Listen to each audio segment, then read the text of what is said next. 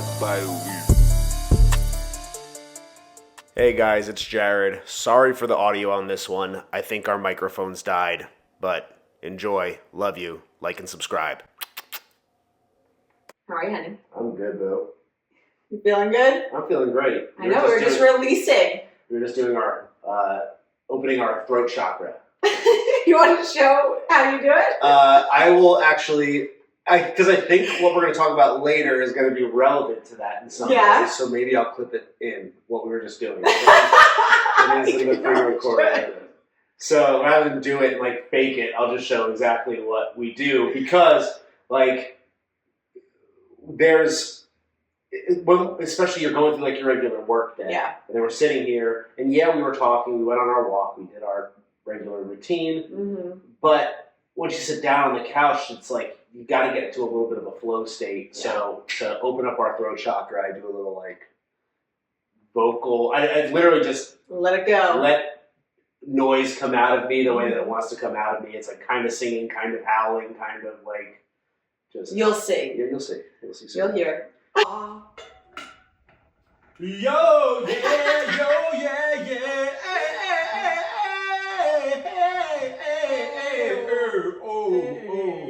Yeah, baby. Okay. As opposed to, like, the groaning and the moaning and the growling that I might have to do at other times as well.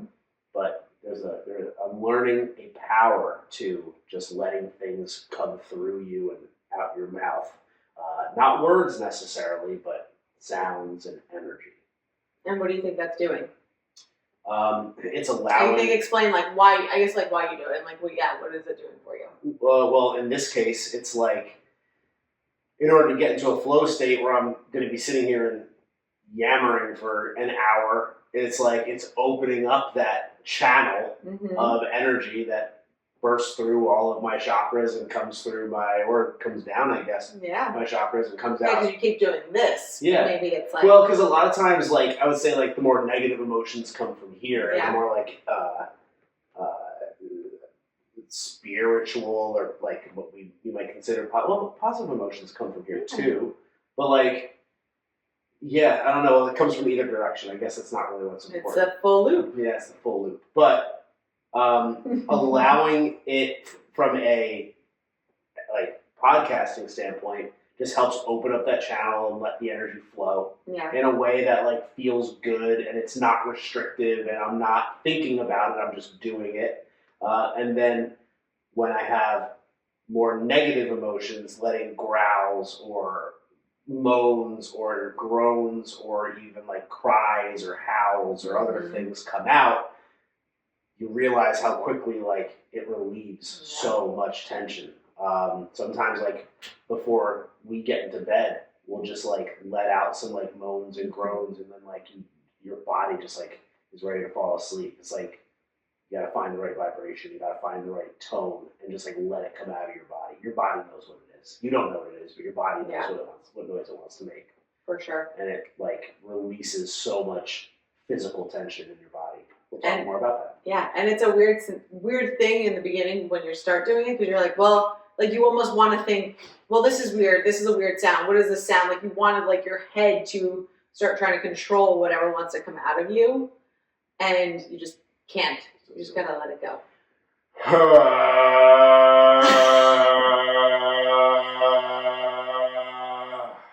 What was that one for? That was just, like, I was just trying to release any negative energy I had. That wasn't, like, that weird one. That was just, like, a regular groan. But sometimes they get really deep or really guttural, or, like, even, like, almost sounds like whining or crying or something. Because I think that, like, or, like, a big yawn. Because I think a yawn also. For sure. That's how I, like, will start to, if I feel like I'm starting to have, like, shallow, short breaths, I try to take my deep breath in, and then it comes out like a yawn. Yeah. So I guess the takeaway here is, it's like you're shook out. First off, very weird start to the episode. but if you are feeling negative energy, and you're feeling, like, anxiety or even, like, stress or anger, like, just let that shit out. Like, give it a sigh. Start with a sigh. Start there. take a big deep breath through your nose and sigh it out. You're going to realize how beautiful that feels. And then maybe the next one you take in, you give it a little bit of like a guttural, like, ah. And then from there, you just start like amping it up. And eventually you'll just be like me screaming in the street sometimes, or groaning in the street. Or I don't really groan in the street very much, but I will roar in the street. Try, you tell me. You have your own experience. Yeah. Fun little, a good start. Yeah. But let's, I guess, update our fun little weekend. That's always I feel like how we have to start the episodes. We had 2 birthday celebrations. Yeah. Do you want to describe who they were? They're both people who might be on the podcast soon enough, actually. Just my buddy Bruce, who's my dude, local DJ and club owner and all-around dope guy. Your spirit animal? Is that what you refer to? He's like my soul brother. He's like Bruce is like me. Like there's a universe where like at 25, he's 25 now. There's a universe where at 25, like I am Bruce, and like there's no way I'd be as cool as Bruce, and there's no way I'd be as like you don't know that. It's an alternate universe. Yeah, I know. Like I'll put it this way. There's a universe where at 25 I try to be like Bruce. There's no way I'd actually be able to be Bruce. But there's a universe where I try to be Bruce, and like I admire the shit out of him. He has so many like awesome like creative qualities that I just like I truly admire. And he just follows his intuition and he follows what he wants to do. And he's very insightful and smart, and he's a conscious being is the way I would describe it. Even at 25, far more conscious than I was at 25, if I had to guess. Yeah. And then so that was Friday night, and then another potential podcast guest, my speed reading coach, David Kirkpatrick, aka David Reads Fast. It was his birthday. He always throws like house parties at his house with a bunch of people around, and it's always like a fun, very fun time with like a lot of like really like unique, interesting people who are like oftentimes get up and share their stories or their talents with the crowd, and he does a really good job of like facilitating what isn't just like a typical everybody's just hanging out house party. It's like a lot more engaging and organized and orchestrated in some ways. He like breaks you off kind of in groups, and you just have to. He gives you like a topic to discuss, who you are. Then he had like when we showed up a little bit late. He had like different pockets of groups talking about like travel and food. One was relationships. One was like business, and one was something else I can't remember. But it helps you like kind of find people that are like want to have the same discussion, and then from there he breaks you up again. And so you're just constantly meeting people, and he makes the rule of you cannot talk to somebody that you know. Like it has to be somebody new that like you like at least circle up with.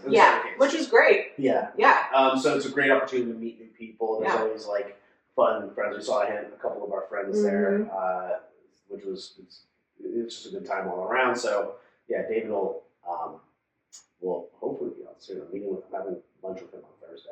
So that's part of what we're going to talk about. And part of the party is he has people should get up and do like a 2-minute, like you said, 2 minutes topic that they want to discuss, or a talent. Like there were some piano players. There was a like a fire dancer? Yeah. Right? That was cool. Is that what that's called? Yes. Or something? So you call it, she was dancing with fire. So. But he left kind of space for people who, if anyone wanted to like get up and talk, and the crowd chanted for you to get up and speak. Jared, you couldn't hear yourself think over the roaring of the chants for me. That's not exactly what happened. There was a handful of people in the crowd that were like, Jared should get up and talk. It wasn't exactly a chant, but it was still felt good to have everybody go, Jared should get up and talk. So well, and I think it kind of also set up this thing of for anyone that didn't really necessarily know you being like, why are they asking him to come up and talk? Gorilla. Why is this guy going to get up and talk? That was really sweatpants. Yeah. Your athleisure pants are not your sweatpants. They're my favorite joggers, is what I was wearing. But I don't know. It was fun. I'm happy that they wanted me to talk, and I didn't have anything prepared, so I just got up and talked about meditation.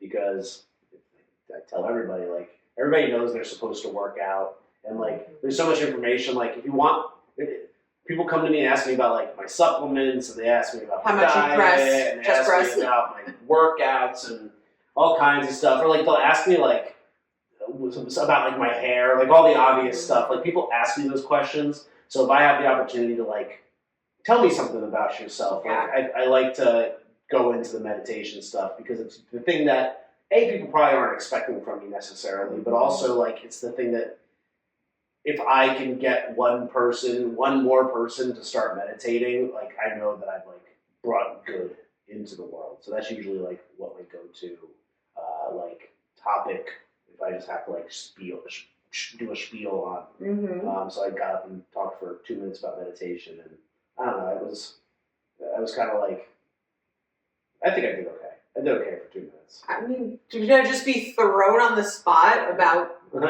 just to get up in front of like the group and talk. Yeah, you did great. Yeah. And you had engagement. Like people, like somebody asked, like, what does meditation look like for you? Yeah. And like, is there a certain way? And I don't remember your answer to that. Remember your answer? I blacked out. Honey, you're gonna be a short Jacked Tony Robbins. You can't be blacked out. I was totally good. It's just like I wish I had like 30 more seconds to like at least think through what I was gonna say. Yeah. I got up there and I just like started talking. But I mean, like I'm sure it was coherent enough. It was coherent enough. All right, yeah, that was the weekend, and then we met with Erica. Yep, for Fast Fest events. Yeah, so Erica is a listener and friend, and she is offered to assist and help organize the events that we want to put together for Fast Fest. And she's came to that meeting ready to take notes and prepared, and already was having ideas and really the timeline and what would be the better day for the certain events. She's already made contact with people. We just got some texts from her just before we started filming this, so we got to reply to her about those. Oh gosh, okay. So that was great. We made progress there, which Fast Fest is taking up a lot of my time and energy right now. Well, even just getting in 2 weeks. I had to get the flyers printed out at UPS they today. look so good. Yeah, they do look good. You want to go grab one? Yeah.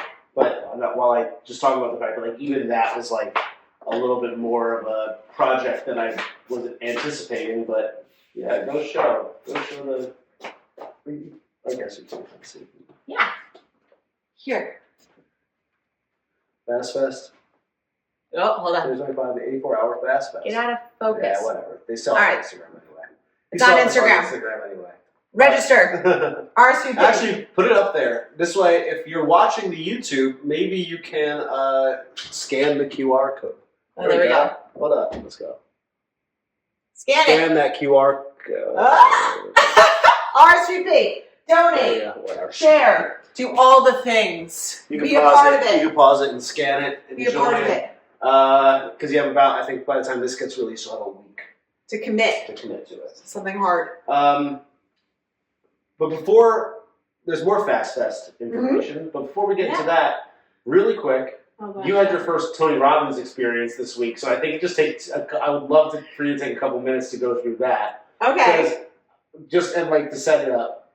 Of course, if you're a listener, you know that my I don't want to call it my dream, but like my mission is to become the short Jacked Tony Robbins.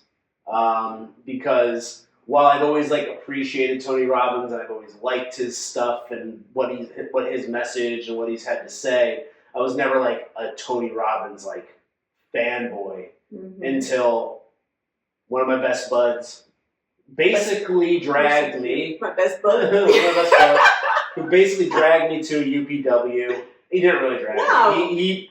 He was trying to drag me for years, and eventually I was like, okay, now's the right time. Yeah, I think at that point you were like, okay, I need to go to this. I'm ready. It was ready, yeah, and like exactly. not only was I ready for it, but like it was a time where like I knew that it could be helpful for me.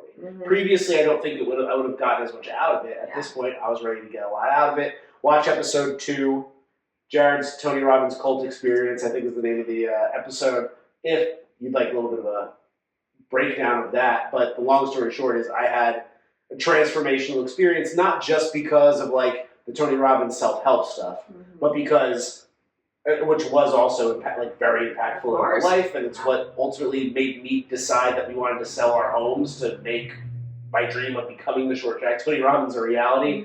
But the stuff that I witnessed that man do over the course of the weekend, the way that he controlled a room, the way that he conditioned people over the course of 4 days, the way that he tells a story and that he weaves like value through a story, and that he's also like, and he's also just dropping things that he like owns and does, and all his business, his 114 businesses, selling himself, and selling value, and selling like, quite frankly, like his products and services all at the same time, like, is masterful. It's unbelievable and it's masterful. The guy is a magician in the purest form of the word.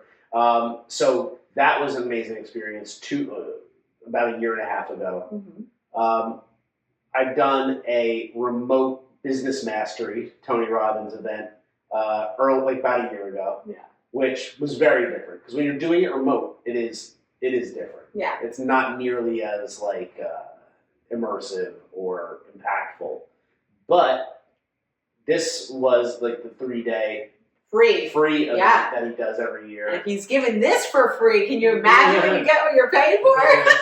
So we've done a lot of we've done quite a bit of Tony Robbins quotes and Tony Robbins fanboying and fangirling out to some extent quite a bit throughout the podcast history. I say I want to be the short Jacked Tony Robbins with less daytime talk show energy is the way that I frame it, because there is a corniness to it. There's no doubt, and but it plays so well. It plays too well. It's unbelievable. So you had your first what is it called? Time to Rise Summit. Time to Rise. Getting ready for 2025. Which I was surprised that you even were interested in. Not because you're not a Tony Robbins fan, but because it is his entry level thing that's free. And you've read his books and stuff, so you already know so much about him and his process and his system and everything that I didn't think that it'd even be something that you were all that interested in, but it sounds like you liked it. Yeah, I listened to he was doing a podcast tour to talk about this, and once I heard the one podcast, I heard them all it was the same stories. He has a script, but what he does so well is it makes it sound like he is telling that story for the first time. Every time. It is I've heard it now 5 times, and I'm I know what's coming next, but it's so authentic and it's just so natural out of him that I'm I'm not bored by this story. He knows the beats, he knows his pauses, he knows the jokes that he's going to make, he knows where to what part to let sink in, and it sounds like it's all impromptu and off the top of his head, but it's clearly masterfully crafted, and expertly executed as well. So I was I want to check this out, and I told you I was I registered for Time to Rise Summit. It's free, and it's a few hours a day for 3 days. And you were really, you even questioned, you're really, you signed up for that, you know a lot of this stuff. And I was I really do want to watch him in his element of being in front of the Zoom crowd, and it was up on YouTube. And then Sage was going to be talking, his wife. I want to see how she came off. Just kind of being okay, what do they do? Because you saw it in person. I wanted to see what you kind of saw, what you felt. So I got on, and again, it's the little bit of corniness of starting to move your body and releasing the energy and the dancing and all of this. And he starts talking about the 3 S's. And so I'm I have it all memorized now, because he does this repetition and the NLP strategy, story, state. And your strategy is going to be affected by your story, and your story is going to be a self-limiting belief or what you're telling yourself. So the only way to change your story is by changing your state. So it starts from the state and then working your way up. It's I've heard it 30 times, and the way he talks about it, it is just stuck in your brain. he talks about that. There's the archetypes. But it's also, what he's doing is he's taking, and I don't want to make this whole thing about Tony Robbins, but like, what he's doing is he's taking these really pretty high-level concepts that you could talk about ad nauseum. Oh, for sure. And it has been talked about ad nauseum by like even people like Jordan Peterson, for example, or Carl Jung, or tons of psychologists, and he's distilling it down to like for like a kindergartner basically to understand, or at least like it's basically designed for like anybody, no matter how like lost you are, to like make sense of it and apply it. But it also like applies to somebody who has a ton of experience in that world. I have a background in psychology. I love psychology. It's like a passion of mine. If there's one like topic that I like to learn about, it's psychology and consciousness. And even for me, like the way that he could take these really high level ideas that I'm already very familiar with and just like, again, bring it down to just like the most easily digestible story, process, and then like implementation is it's fantastic. And that's what the 3 days, like in the beginning he's teaching you how to get into state, how do you find your lover, your warrior, your magician, and your sovereign, and how you find those, where you find those sensations in your body, what it's the feeling you have when those people show up, and how to call each of those into action when needed. So he's teaching that like day 1. Then it's like day 2, like applying that. And day 3 is now you're on this hero's journey. You know who you are, you know what state you want to be in, and how you're going to get what your issue is, how you're going to get through it and be successful. And the entire time he's also talking about like unleash the power within, and this is the deal you get. He's selling you on everything. He's telling you about his home and resort in Fiji. But so again, day 1, I'm like listening, taking notes, and like then I start realizing I'm like, okay, I'm starting to like move my body when the music comes on, and I'm like, okay, I gotta release my energy. By end of day 1, I was looking at Date with Destiny dates. I was like, I am in. Like, I was like, all right, I guess I want to go to this and see this in real life. And so then, like, I came like home, and I had my notes, and I was talking to you all about it. And like day 2, I was like locked in. Day 3, he hypnotizes. He does. It's like shocking, but like. I need to learn how to do that. I need to learn that. I mean, and for me, I was like, kind of like, I mean, you know, like a little bit like skeptical, be like, okay, here we go. Like, this is Tony Robbins. But again, I ended day 1. I was looking at Date with Destiny in West Palm Beach, December 5th through 10th. Again, go watch that. Go watch or listen to the second episode of this podcast. I was so skeptical going into Tony Robbins, but I did say I'm going to play full out. I'm not going to hold back. I'm not going to like be some like bump on a log there. I'm going to do the things that he says to do. Yeah. And it was, again, like as somebody who wants to be the short Jacked Tony Robbins, it was impactful like on that level, and it was genuinely impactful in terms of like helping me realize something that I didn't really know about myself. Yes, or at least I didn't like dig into enough at that point, and I was like, oh shit, okay, that actually gave me the answer that I needed, which is actually really like insane that it worked out that way. But yeah, it's very helpful, and he does it beautifully. He's a master at it, and for myself going into it, I read the books, I know the stuff, but his way of applying it, and like you said, kind of like making it be such a basic level of like, this is the issue, this is what's happening, here's your correction, just do it. Go. Yeah. Change your state. Yeah. Like, it's masterful. So really we'll move on from Tony Robbins. We are truly in no way affiliated with Tony Robbins. We're not. Not that I want to be, but I am the short Jacked Tony Robbins. Mm-hmm. Aside from that, we have no affiliation. Yeah. All right, let's move on. All right. But back to Fast Fest.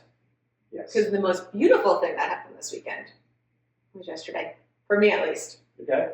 Did you not like it? I loved it. It was amazing. So we went and visited Community First Village, and that's one of the people we're partnering with for Fast Fest. we're partnering with them, but we're benefiting. And benefiting them.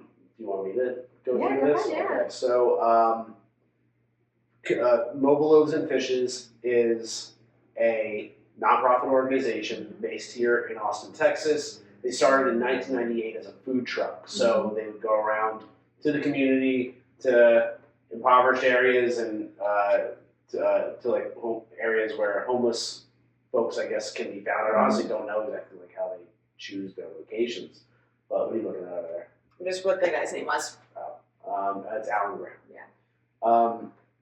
They started with this food truck. It was like a Christian ministry food truck that would deliver food, sandwiches, snacks, etc. And it's Austinites. It's 5 friends from like the Westlake area who are all part of this church. I went and like actually read more about it today. Cool. And they essentially wanted to give back to their neighbor. And they were like, why don't, like, we have, being in like Westlake, we have a lot to give, and why don't we spend our time and our money and give to the homeless people or people experiencing homelessness? Yeah. So, and it sounds like, based on what our tour guide, or she's like the head of public relations or something like that. I honestly don't know exactly what her title is.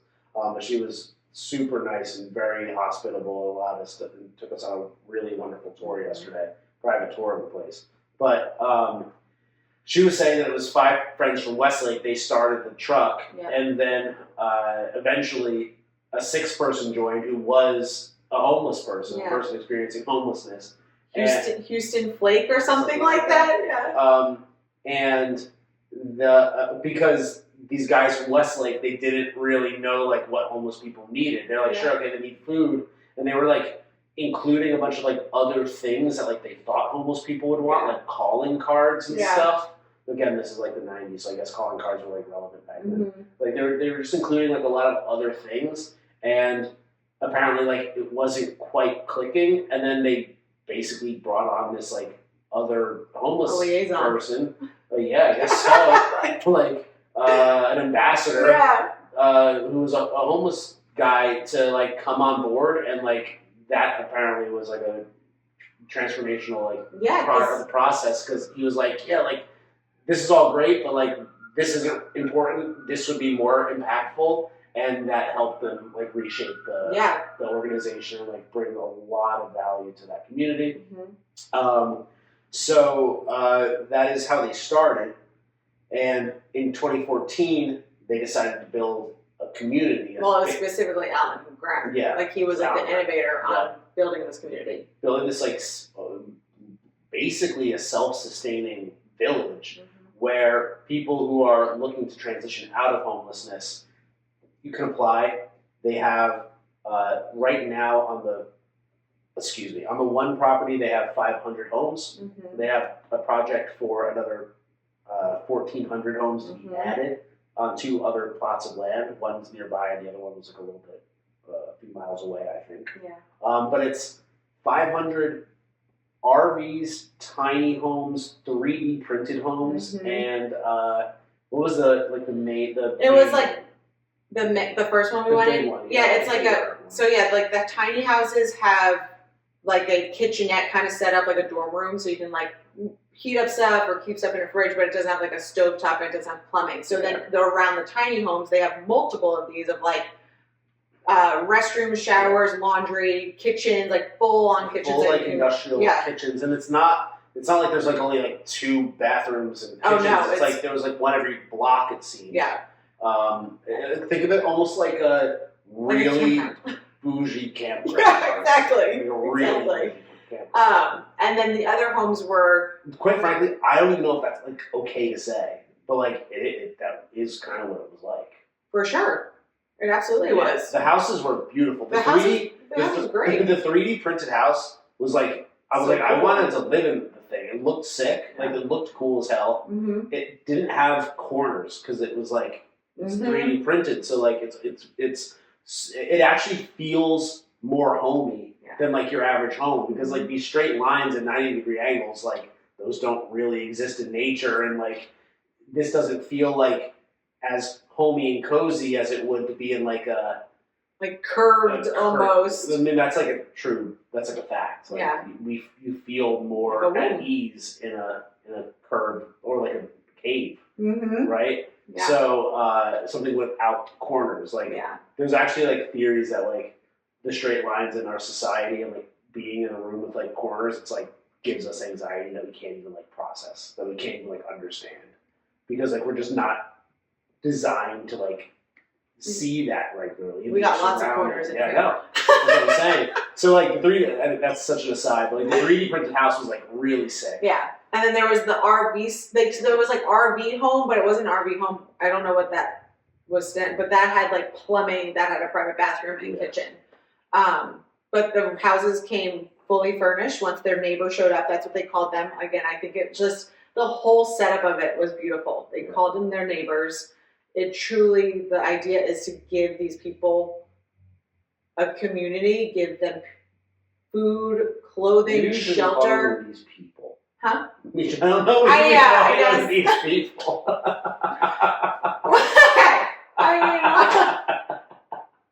Cut. So the people experiencing homelessness we are aren't not experts in this. We are like helping as best as we can. So bear with us if we get the terminology wrong. I mean, okay, these people experiencing homelessness are called neighbors there, and they have, again, their housing, shelter, food. They set up the house for, like, say a person. She said if someone came in and they said they liked Disney, then the person walked in the house, they would have some art or something that represented that to make them feel at home. Yeah. And yeah, I think they have like around 400 residents there right now with the ability for 500. They bring out about 10 a month. Mm-hmm. So then this way, like, which was such a good point, because obviously there's a ton of people experiencing homelessness, that they only do it in like rounds of 10-ish people per month. This way, those 10 people are able to be welcomed by the community. They don't just feel like a number of like a mass amount of people coming in, and they can really help them acclimate to the new space. Yeah. And they have multiple gardens that people can work there. The art studio. What else was there? Market. They had an amphitheater. Yeah. They had this like pretty cool, like, it all seems state of the art too. It doesn't. This is not like thrown together with like hand me downs or anything. Like everything is like state of the art. They have the aquaponic greenhouse with a bunch of like tilapia fish in these big tanks, and they, I guess, like poop, and then you scoop the poop out of the water, and it's used for the fertilizer for the plants that they're growing in there.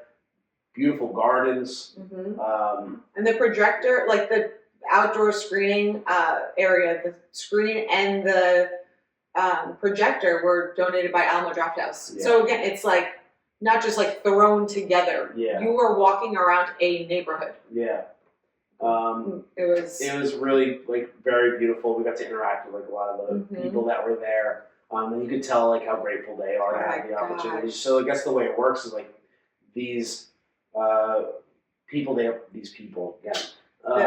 The people that are experiencing homelessness, if they are experiencing homelessness and they'd like to not experience it and transition out of it, I guess. I don't know how else to say it. I think that's right. Walking on eggshells. So I think that's like a valid thing. No, I know. So they can apply. Yeah. And there's a process that they go through to apply.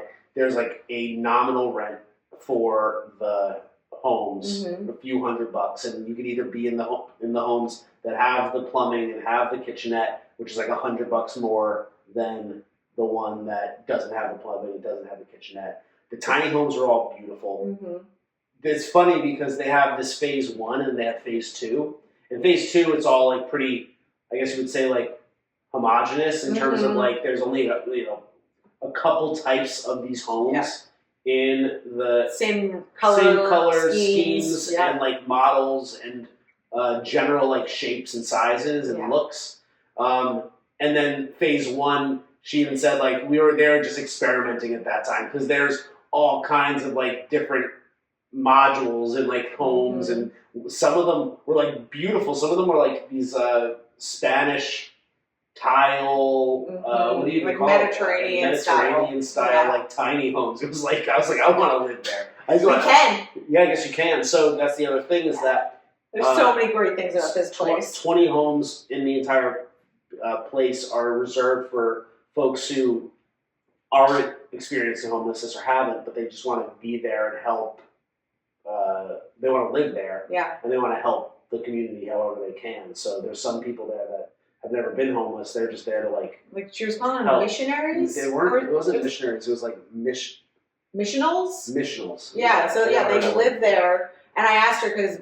I had a couple questions for her. You asked her because I think you were thinking like maybe we'll move here. I mean, after this, after yesterday, I was like, what am I doing with my life? I need to go live there.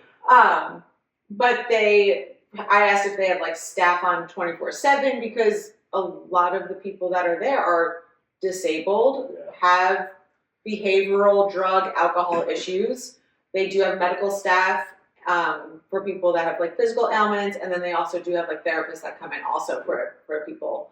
And she said that like maybe there's a staff member through the weekend, but the missionals, like that's a huge part for them. And say like someone is needing help with something, they show up and go and help them. And so then there was the hospice house. Yeah. Oh my gosh, the hospice house. That was like one of the first times I almost cried. I almost cried so many times on that. Well, then you did cry. And then I cried home. I was like, why have I ever been like bad energy towards anyone like experiencing homelessness?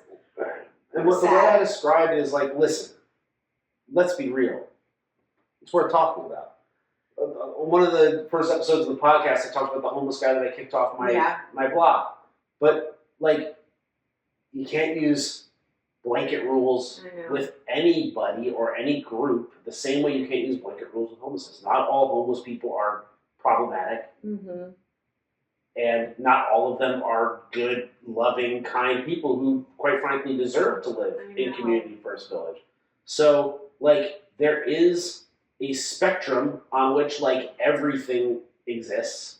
And the same thing applies. It's like, am I doing something right now to help benefit like that amazing organization and the people that live there and these people that are doing everything that they can to better their lives? Like, absolutely, I'm happy to do it. I was already happy to do it, and then seeing this place yesterday, I am like humbled and inspired and like overwhelmed with. It was genuinely emotional, like being there and seeing all the fantastic work that they're doing. On one hand, that could be true. On the other hand, I can say like, if you're sleeping in front of my house and you have like you've made like an absolute mess of the block, like I'm not going to stand for that. I think that there's like, if we want to be like reasonable and rational, there's enough room for like both of those things to exist and for me to like do that, like. Be that way, because at this point I'm friends with a lot of the people experiencing homelessness in the neighborhood. I wander around this neighborhood and they all know me and I know you're out there roaring with them. Yeah, exactly. I'm like you guys are not that different from me. We're all like out here like shaking our limbs and screaming at the at the sky. Like it's not. I get it, dude. We're not that different. You and I. Like in most cases, it's like I'm fine. Like there is, I think, room for again me to be both the guy who has kicked a homeless person off my block and the guy who donates to that. And I think for some people, like that's hard to wrap their mind around. So I think it's worth mentioning. I wasn't planning on mentioning that. Yeah, I guess. This is really dangerous territory for me to be talking about, but I'm going to do it anyway. Okay, well, that's fine. But the hospice house, where I want to go back to that point, is because one of my other questions for her was, does anyone who enters Community First, do they ever transition out of here? Mm-hmm. Do they ever go anywhere?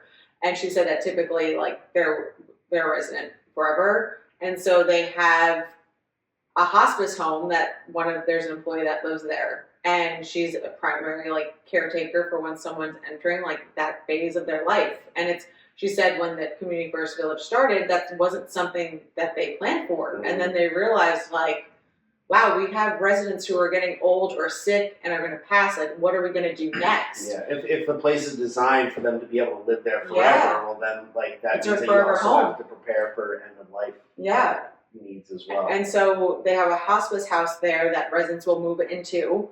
And when we were on our tour, there was a gentleman walking, and he got on the golf cart with us, and he was like, "Oh, I want to go see Billy at the hospice house." And immediately my ears were like, "A hospice house?" And then she explained what it was once we dropped him off, and my heart like burst. It was so sweet because it's like you don't think about like giving these people the dignity of like dying with someone by their side. You're allowed to cry. No, it's sad. Yeah. So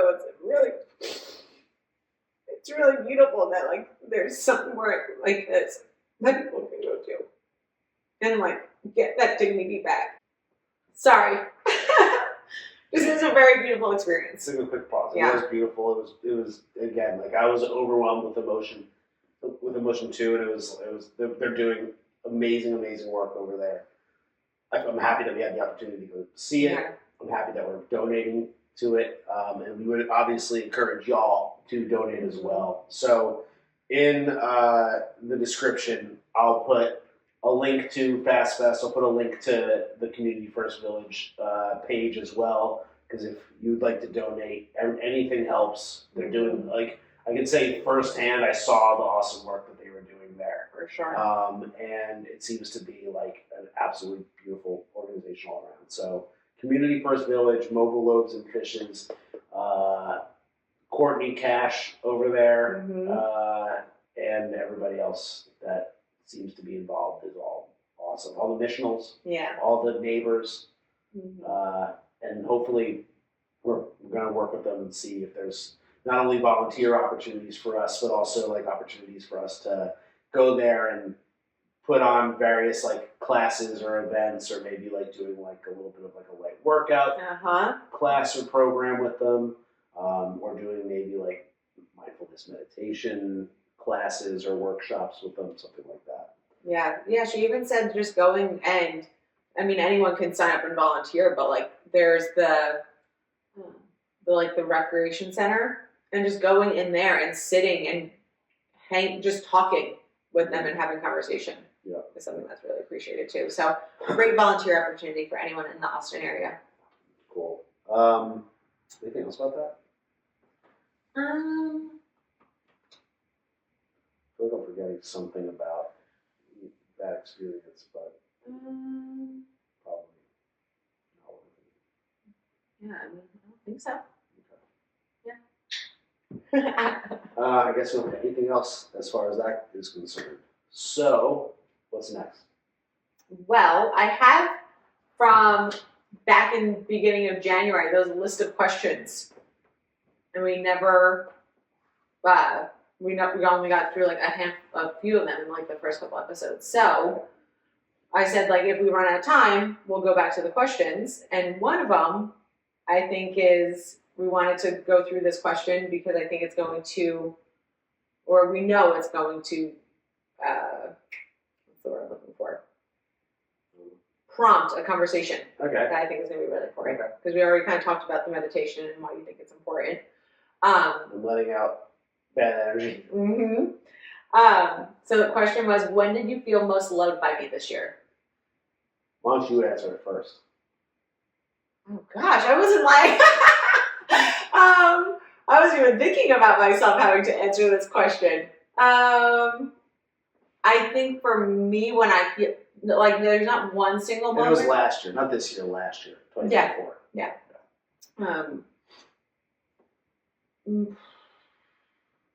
I can't think of like one single moment, but I think something that really helped me this year and that I finally accepted was when you would ground me and like pull me back to center. And whether that was you going green eyes or babe and just like holding me and hugging me and like I want calming me. one specific example.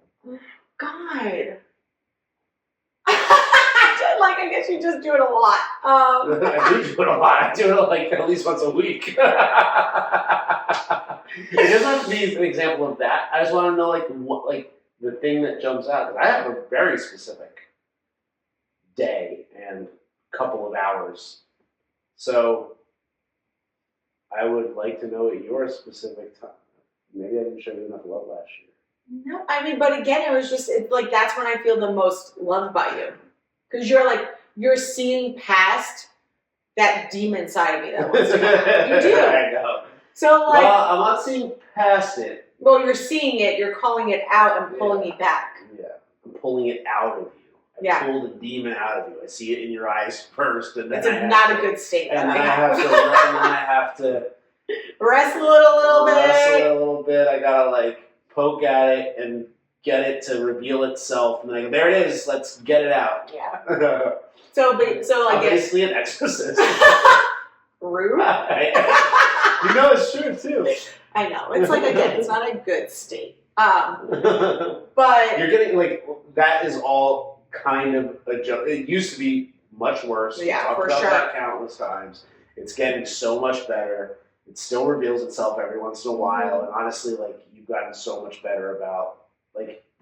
It's either you've gotten stronger and the demon's gotten weaker. I'm not sure. I think I got stronger. I know that's what it is. I'm joking. I know that's what it is.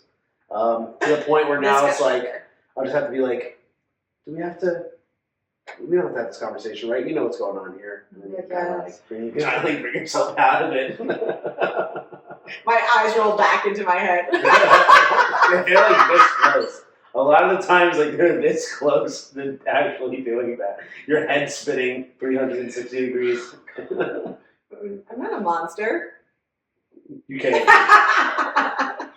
Listen, I have my flaws too. Yeah. I have my flaws. So yeah, sorry, I don't have like a specific, but it's just that act of you recognizing. What is the one that's like stands out to you? If you had to choose one time that like specifically stood out to you. I don't know, because I don't like to keep those memories in my head. You're like, aren't you? Exactly. Like I can't think of like one you're specific. Literally not there, like when we're having those conversations or something. Now that's a podcast episode. It's true. Like, it's true. Yeah, because I mean, I can't think of like a moment or a conversation or anything. This bubbly, beautiful, blonde, big boobed, gorgeous woman with the laugh. She becomes an absolute monster sometimes. Yeah. But you're an exorcist, so it's perfect. I know. That's why I'm with you. That's why we work so well together. Mm-hmm. That's right. I'm a demon slayer. I'm a demon. We're Van Helsing.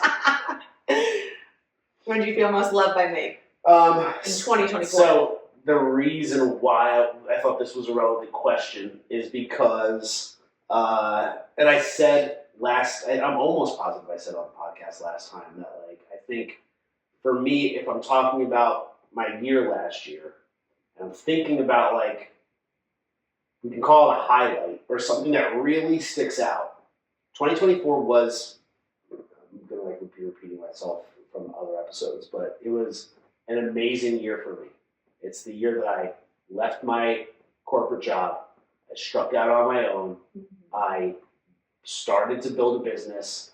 I really had to like understand what it meant to like be fully just responsible to myself, to make my complete own schedule. Everything was mine, and like not only was like my time all mine, but the idea of what I was building was mine. Mm-hmm. And even this, like we started this podcast, I started my business, like so many things happened last year. Yeah. That's just like in terms of like our business life. Like there's so much that happened with us like socially and otherwise. There's a lot that happened with like our relationship that was positive. We went on a few trips that were like fantastic. Like 2024 was awesome. Yeah. I would argue it was like the best year of my life.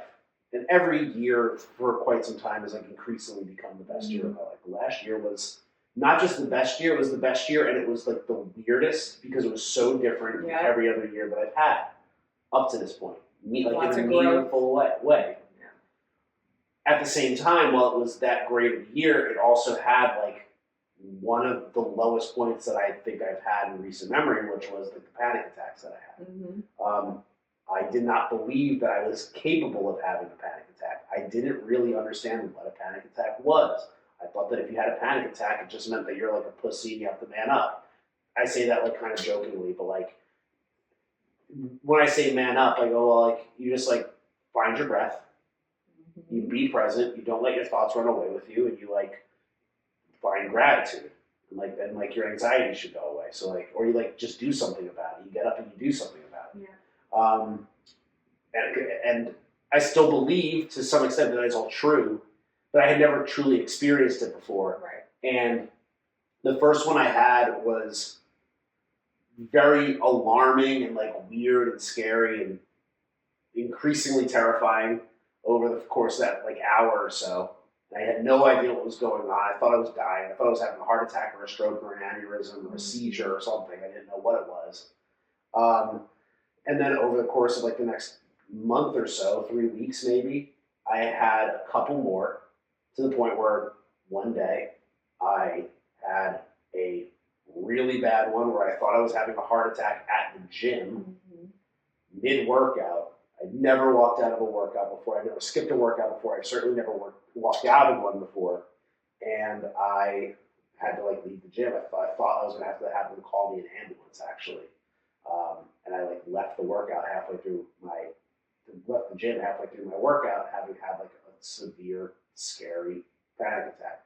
I've never felt so low. I've never felt so uncertain about myself. I've never felt so fearful. I've never been like so like confused. And I didn't even know what to make of it. To the point where I had to call you while I came home, I laid right here on this couch, and I called you, and I was like, babe, I just had to leave the gym, which was a hard thing to even admit. It was a hard thing to bring myself to do, let alone like admit to you. And then I'm like, also like, I'm supposed to be working right now. I'm like, I can't bring myself to get off the couch. Like, I'd like feel like I'm debilitated. Yeah. And long story short, like I realized it was like a few things. Was I was working myself like crazy. I kind of got to a point where I needed a little bit clearer vision in terms of like what, not only like, understanding like where my time should be spent, because while I was spending my time pretty intentionally, I was at that point still in the process of putting the business together, and I was still just like doing whatever, like I just added too much on my plate. And I didn't have a clear enough, like, okay, this is where like the priority should be. Because I've told this story. I started last year just doing all the things that I really wanted to do. And eventually that started to like clarify my vision of what the business was going to be. But there was still a time where like I understood what my business was going to be. And there was still like this extra stuff that I was kind of like spending time on that I didn't give up just yet. And I was just still like just spreading myself really thin and not focusing with enough like specificity on like where I should be. Plus, at the time, there was like a ton of uncertainty in terms of like what it was, how it was all going to work out. Around that time, we realized like, oh, the real estate market isn't what we thought it was going to be. So even though Tony Robbins helped me decide we wanted to sell the houses, that was just the first step. There was actually like a lot of issue that we had to overcome, a lot of problems we had to overcome with the real estate market. And that was all coming crashing down on me. And it was just like a lot to be dealing with at once. And I wanted to like bite it all off at once. And I realized obviously like I need to like take a little bit of a step back, look at this whole thing, and like be even more intentional than I was being, rather than just like doing everything all at once or whatever, everything everywhere all at once. Rather than do that, I needed to like focus the energy a little bit more, and that is what like ultimately led me to have that like what I guess amounts to like a nervous breakdown. Like, Yeah. Is that what you would call it? Yeah. And I learned a lot, of course, but it would have been a lot harder if I didn't have you to support me.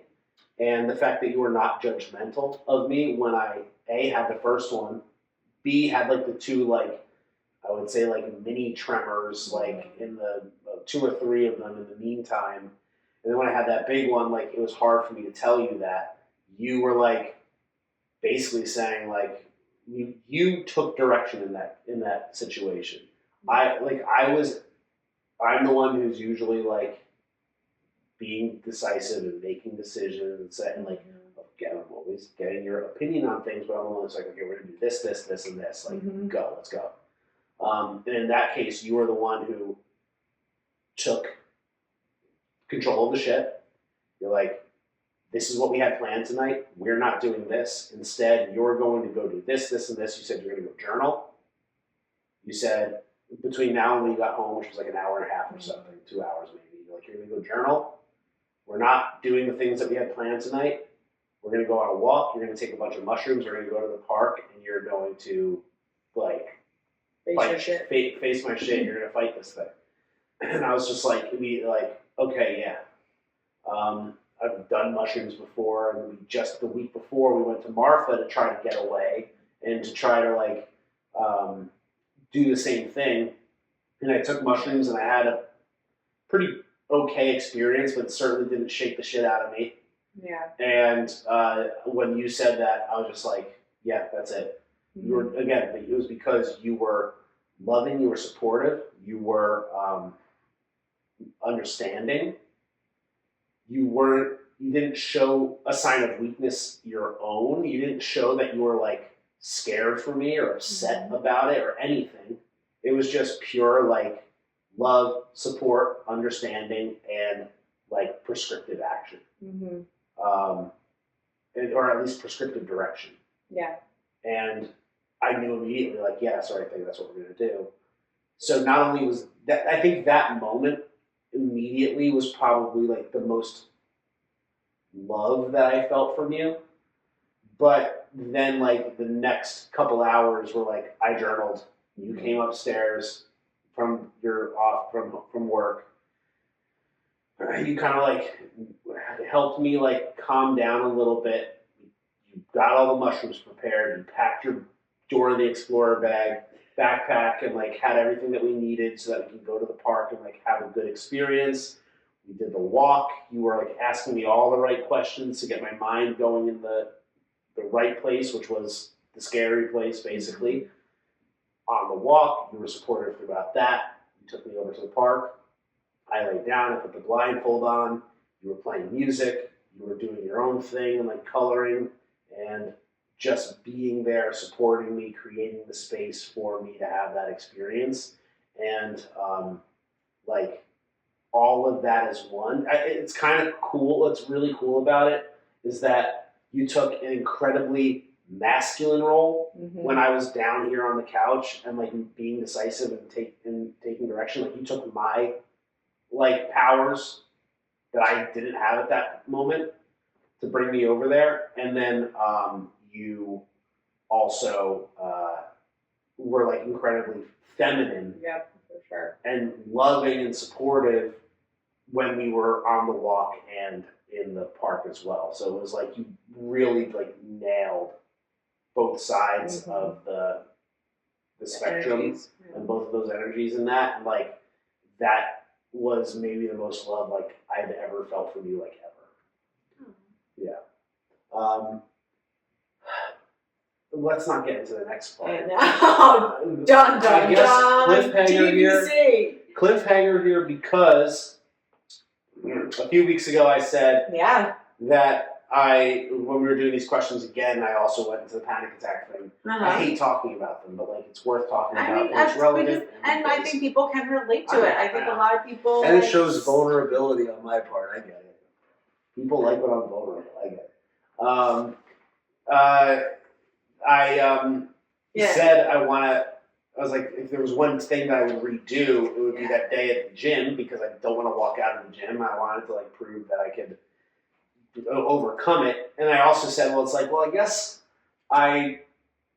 maybe the point of it would be like, I don't have it, so I wouldn't have anything to overcome. Yeah. But we'll get into this next week. But I had another attack a few weeks ago. Mm-hmm. But I wouldn't say it was like a panic attack in the same way. No.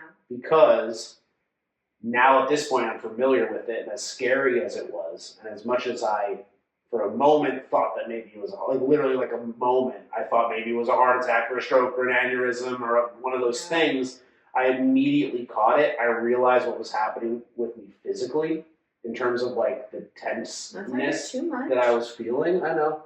And I'll just say that like I genuinely like did not panic, and I used some of the strategies that I talked about earlier, both in terms of shaking out my body as well as using my voice and using noise and sound to overcome it really quickly, to the point where like I was here on this couch like physically shaking pretty aggressively, but I was able to maintain my presence and my gratitude. You were here once again supporting me, and we just like over the course of maybe 20 or 30 minutes, like I was never really scared. I was just like allowing my body to do what it wanted to do. But we'll get to that next time.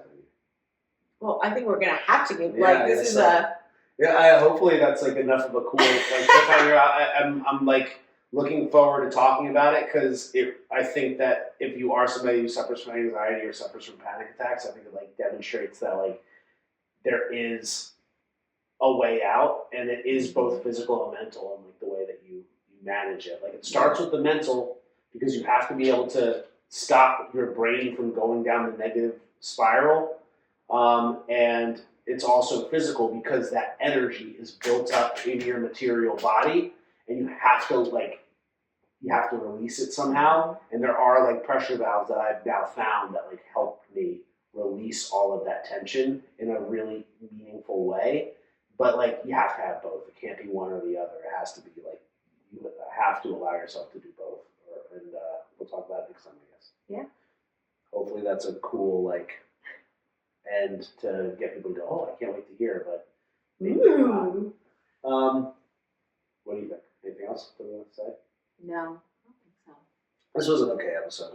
This wasn't my favorite episode, but listen, what, like, we're putting them out say that? because it's like it's fun. I don't know. I know there's certain ones where I end, I'm like, fucking awesome episode. Hell yeah. This one was like, okay. But we're doing it on a weekly basis now. Like that's why we have guests coming in. Stay tuned. Bruce. Maybe I'll bring a demon out. No.